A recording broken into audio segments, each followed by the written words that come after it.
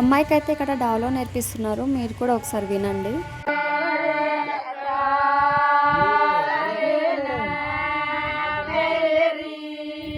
మా బంజారాస్‌లో అయితే 1 వీక్ ముందు నుంచే అమ్మాయి కాళ్ళకైతే గజ్జెలు కట్టి ఏడవడం అయితే నేర్పిస్తారు. అదేనండి డాలో అంటారు కదా! సో, అదే అనమాట. సో, 1 వీక్ ముందు నుంచే కాళ్ళకి గజ్జెలు కట్టి డైలీ అయితే నైట్ టైమ్ అయితే ఏడవడం అయితే నేర్పిస్తారు. సో, నెక్స్ట్ ఏందంటే ఇక్కడ మార్నింగ్ వచ్చేసి ఇక రేపు పెళ్లి అనంగా ఈరోజైతే పందిరైతే వేస్తారు. సో, ఇక్కడైతే పందిరైతే వేస్తున్నారు మా వాళ్ళు. పందిరి వేసిన రోజు ఈవినింగ్ అయితే ఊరందరిని పిలిచి అమ్మాయి వాళ్ళైతే అందరికైతే గాజులైతే వేపిస్తారు. సో, ఆ క్లిప్ అయితే నేను మిస్ అయినా. సో, ఎందుకంటే నేనైతే లేట్‌గా వెళ్ళినాం మేము సిటీ నుంచి. అప్పటిలోపు మేము వెళ్ళేలోపే అదైతే అంతా కంప్లీట్ అయిపోయింది. సో, దానికంటే గాజులు వేపించే ముందు అయితే అమ్మాయి కాళ్ళకైతే గజ్జెలు కడతారని చెప్పేసి అన్నా కదా! సో, అవైతే అన్నతమ్ములు అందరూ కలిసి విడిపిస్తారనమాట. ఆ సీన్ అయితే అసలు చాలా ఎమోషనల్ ఉంటుంది.